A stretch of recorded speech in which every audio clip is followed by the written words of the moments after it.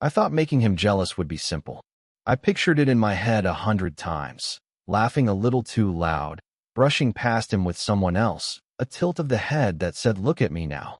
But life has a way of flipping the script, and here I am, standing behind the counter of a small, cluttered bookstore, watching her move like she owns every inch of this space, and realizing that I don't know anything at all.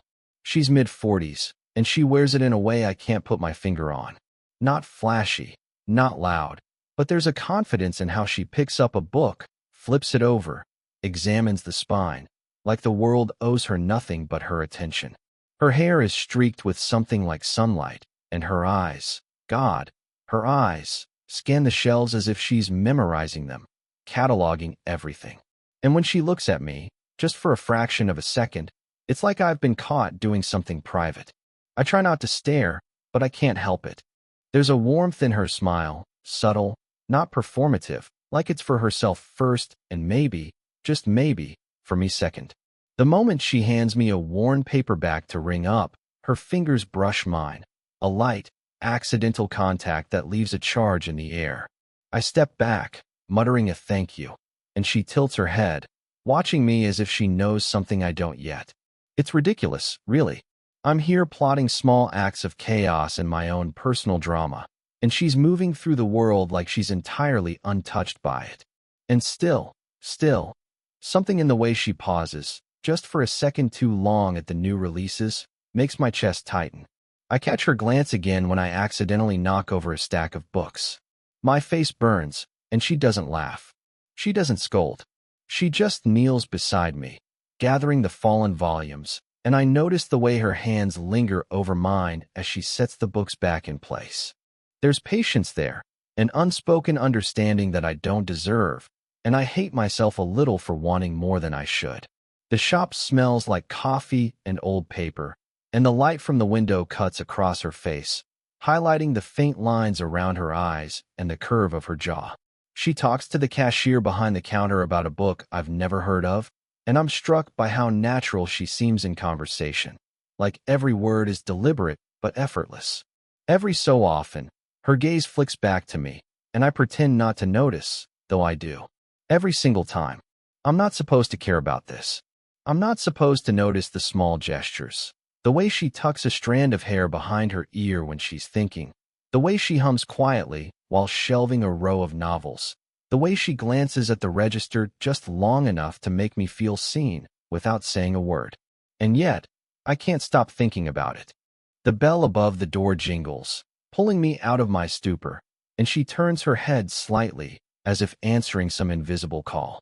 My stomach knots in a way that's familiar and new all at once, a mix of anticipation and helplessness. I want to speak, but the words get stuck somewhere between my chest and my throat. She smiles again, just the faintest curve of lips, and walks away toward the back room. And just like that, I'm left staring after her, aware of the lingering warmth where her hand touched mine, wondering if I'll ever get the courage to say what I can't stop thinking. I found her in the back room, crouched over a stack of old ledgers, her brow furrowed in that way that made her look younger and older at the same time. The shop's morning light filtered in through the dusty windows, making the motes in the air dance like tiny sparks. I had come back with a ladder to fix the top shelf, but I didn't rush. There was something magnetic about watching her work, about the careful way she handled everything, as if each book or piece of paper demanded her full attention. "Need a hand?" I asked, keeping my voice low. I didn't want to break the spell of quiet she seemed to carry around her. She glanced up, startled, her eyes flashing a brief wariness before settling back on the ledgers. "I've got it," she said softly, almost too quickly, her hands pausing on the pages as if afraid of letting me in. I nodded and crouched beside her, careful not to crowd her space. She smelled faintly of coffee and something floral, like the inside of a garden after rain. I watched her hands, the slight tremor as she flipped a page, the way she pressed her fingers together when she hesitated. She didn't notice me noticing, and maybe that was better. The quiet stretched, thick with things unspoken. I tried not to make a sound, tried not to let my presence feel like an intrusion, but I couldn't help stealing glances at her face. There was a flicker of tiredness around her eyes, a tension in her jaw that she didn't bother hiding. And yet, the faint curve of her lips when she muttered something about a missing receipt made my chest tighten. She's so careful, I realized, keeping everything organized. Her work, her thoughts, maybe even her heart. Here, she said finally, handing me a ledger. Her fingers brushed mine, and the contact was light, almost accidental, but enough to make the pulse in my wrist spike. I wanted to linger there, wanted to let that small charge stretch into something bigger, but I didn't. "You're good at this," I said, careful with my words, letting the compliment hang between us. She didn't answer immediately, just exhaled slowly, the sound almost imperceptible, a whisper of vulnerability I wasn't meant to hear. I noticed how she shifted, how her shoulders rounded as if trying to protect herself from something invisible, and I wanted to reach out, to offer something. Comfort, maybe, or permission to lower the walls I could see she'd built. Instead, I kept still, letting her take the lead, letting her choose what to share and what to guard. Then she laughed, soft and hesitant, at a note she found in the ledger. It was brief, almost swallowed by the quiet room, but it hit me like a spark. She looked up at me, caught my gaze, and quickly looked away, as though realizing she'd let herself be seen just a fraction. And in that small, charged moment, the touch of hands, the fleeting laugh, the brief look, I realized how much power there was in simply existing near her, how dangerous it felt to care without permission. She turned back to her work, and I stayed crouched beside her, heart hammering, silently grateful for the space between us, for the hesitation that made the air heavy with possibility. The rain had started quietly, a gentle drumming against the bookstore's skylight, and by the time the evening rolled in, it was relentless. We were still in the back room, straightening shelves, a stack of new arrivals between us. The dim light cast long shadows, and for a moment, it felt like the world outside had disappeared, leaving only the two of us in this small, cluttered universe. She leaned over a pile of books, and I stepped closer to hand her one from the top shelf. Our hands brushed, lingered, and then she froze, eyes darting up to mine. There was something almost fragile in that look, a hesitation that made me want to speak, to say the words I'd been holding back, but my throat tightened instead. "Careful," she murmured, almost to herself, almost a warning, and I nodded, though I had no intention of moving away. I watched her for a long moment, the slight tremor in her fingers, the way her lips pressed together like she was holding back a confession. I wanted to ask her what she was thinking, but I didn't. The silence between us felt heavy enough to carry secrets. Then her phone buzzed. She glanced at it, a flash of something, annoyance, regret, guilt, crossing her face. A name lit up the screen. I didn't recognize it, but I could tell by the way she hesitated, thumb hovering over the answer button, that it wasn't someone she wanted to speak to. She swiped to silence it, tucking the phone back into her pocket. That small act, so private, made my chest twist. External pressures had a way of intruding just when everything felt possible. We moved to the counter, placing the last few books in order. Close proximity had become inevitable, our shoulders brushing, her scent mixing with the smell of rain and old paper. My heart kept betraying me, wanting to bridge the space between us, to close it entirely, but I restrained myself. I didn't want to frighten her. Or maybe I didn't want to confront the storm brewing inside me. "Did you?" I started, and she cut me off with a laugh, low and brief, as though mocking my attempt at words. She shook her head, eyes flicking away to the window. The rain made the glass blur, but I could still see the tension in her posture, the way she hugged herself just slightly, the unspoken vulnerability that made my chest ache. I wanted to lean closer, to offer comfort, to let my hand brush hers again, not fleetingly this time, but with intention. But the moment stretched and broke before I could act. A customer came in, a sharp tap on the bell, the outside world barging in and shattering the fragile bubble we'd created. She straightened, her guard returning instantly, and I stepped back, heart pounding, hands trembling slightly even as I tried to compose myself. We exchanged a look, the kind that carried meaning without words, loaded with what-ifs and almosts. and I realized how quickly proximity could ignite confusion and desire and restraint all at once. I wanted to reach for her again, and for a heartbeat, I almost did. The shop was empty, the storm outside having chased off anyone who hadn't been brave or foolish enough to wander out in the rain. The overhead lights hummed softly, and the quiet felt heavier than usual, pressing in from all sides. I found her standing near the poetry section, arms crossed, jaw tight, looking as if she'd just realized something she didn't want to face. I didn't say anything at first. I just watched her, heart hammering against a rhythm I couldn't control. She shifted slightly, and I caught the faintest tremor in her hands, so small I might have imagined it if I weren't paying such close attention. Finally, she spoke, voice low, hesitant. "Do you ever wonder what we're doing?" The words hit me like a quiet thunderclap. I blinked, trying to parse them. There was no teasing, no flirtation, just an honesty that made my chest tighten. I opened my mouth to answer, but the words caught, useless and inadequate. She ran a hand through her hair, exhaling slowly. I keep pretending it's nothing, that I'm okay with all this, whatever this is. But maybe I'm not. I swallowed, taking a slow step toward her. The air between us was thick, electric, weighted with everything we hadn't said. I faltered, realizing that speaking might ruin the fragile honesty lingering between us. Instead, I just stood there, letting her words hang, letting the silence stretch. Her eyes found mine, and in that gaze, I saw everything she wasn't saying. The self-restraint, the careful boundaries, the half-hidden longing. My own chest ached with it. I wanted to close the space between us, to touch her hand, to say something that might make it all better or worse. But the truth of her question and the vulnerability behind it made me hesitate. "I don't know how to handle this," she admitted finally, the faintest quiver in her voice. "I don't know how to exist around you without feeling like I'm losing control of myself."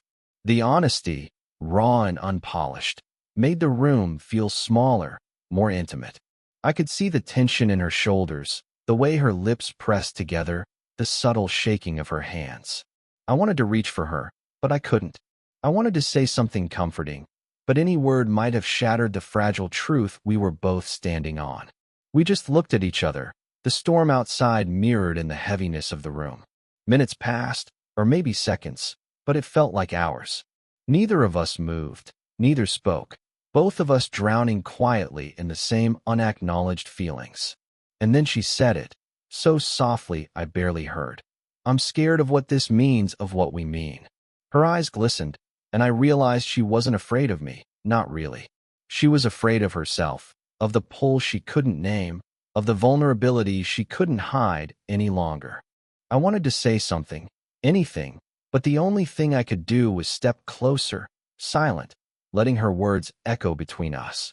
And somehow, in the quiet, in the storm, in the weight of all that remained unsaid, I understood. She didn't need an answer. She needed acknowledgement. And I couldn't give it.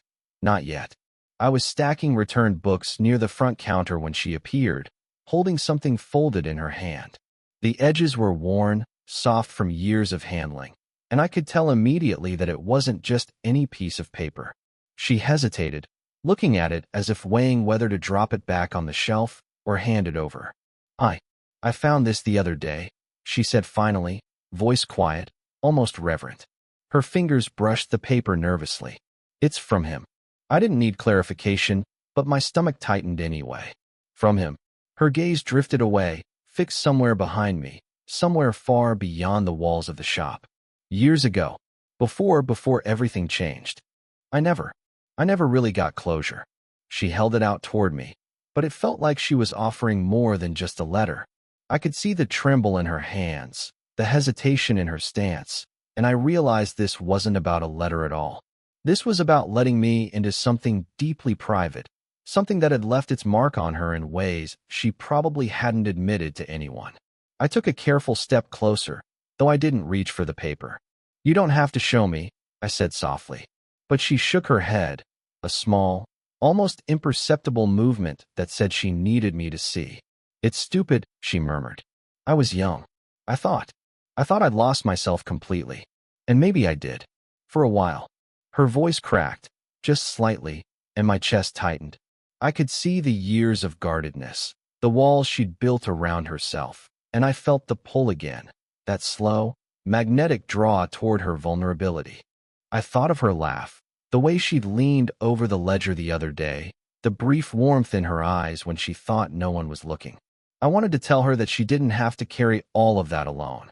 But instead, I swallowed the words, letting the silence stretch, letting her set the pace. She glanced at me finally, the letter still in her hand. I think that's why I can't let things just be, why I feel so stuck. And maybe it's why I overreact sometimes, or pull back, or, her voice faltered, unfinished, but the meaning was there, clear and unyielding.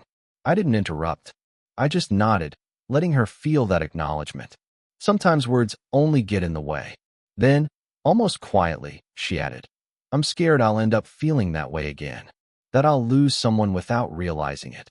Her eyes met mine, and in that instant, something shifted, not in a dramatic flash, not with fireworks or declarations, but quietly, deeply, seismic in its simplicity.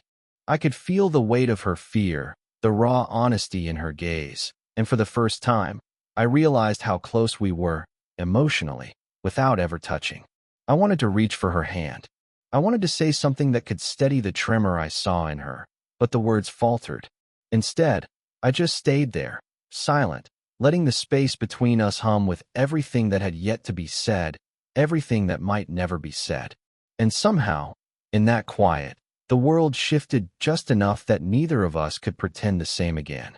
The shop was quiet again, later this time, with only the soft hum of the overhead lights and the occasional rustle of a page turning. I found her in the corner, perched on the edge of a low shelf, arms wrapped around her knees. She looked smaller like this, not fragile, but contained, like she was holding herself together in ways no one else could see. I didn't speak immediately. I just slid onto the floor across from her, careful to respect the space she seemed to need. The silence wasn't awkward.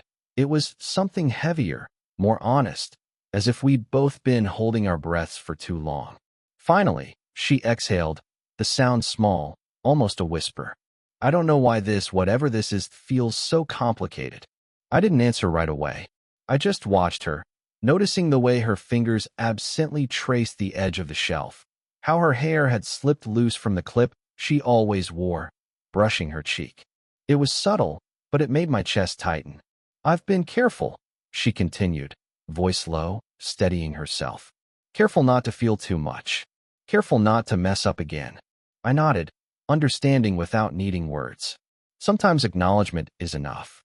The space between us shrank, not by intention, but by the inevitability of proximity, the quiet gravity of shared understanding.